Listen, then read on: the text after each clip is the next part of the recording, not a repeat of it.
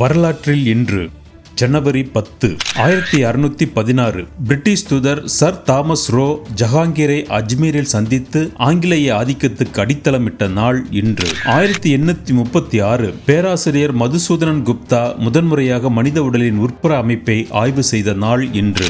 1939 இந்தியாவின் அசாமில் விளையும் பூர்வீக தாவரங்களின் இலைகளில் இருந்து தயாரிக்கப்பட்ட முதல் தேநீர் பிரிட்டனில் இருந்து வந்த நாள் இன்று. 1912 பிரிட்டிஷ் மன்னர் 5ஆம் ஜார்ஜ் மற்றும் ராணி மேரி ஆகிய இருவரும் இந்தியாவை விட்டு வெளியேறிய நாள் இன்று. 1963 இந்திய அரசு தங்க கட்டுப்பாட்டு திட்டத்தை அறிமுகப்படுத்தியது. அதன்படி 14 கேரட்டுக்கு மேல் உள்ள நகைகளுக்கு தடை விதிக்கப்பட்ட நாள் இன்று. 1964 கல்கத்தாவில் முஸ்லிம்களுக்கும் இந்துக்களுக்கும் இடையே போர் மூண்ட நாள் இன்று. 1966 இந்தியாவும் பாகிஸ்தானும் தாஷ்கண்ட் ஒப்பந்தத்தில் கையெழுத்திட்ட நாள் இன்று. 1972 மேற்கு பாகிஸ்தானில் 9 மாதங்களுக்கு மேலாக சிறையில் கழித்த பிறகு ஷேக் முஜிபுர் ரஹ்மான் வங்காளதேசத்தை ஜனாதிபதி ஆட்சியாக மாற்ற வந்த நாள் இன்று. 1994 உக்ரைன் உலகின் 3வது பெரிய அணு ஆயுத கிடங்கை கைவிடுவதாக அறிவித்த நாள் இன்று. 2006 பிரதமர் மன்மோகன் சிங் ஒவ்வொரு ஆண்டும் ஜனவரி 10ஆம் தேதியை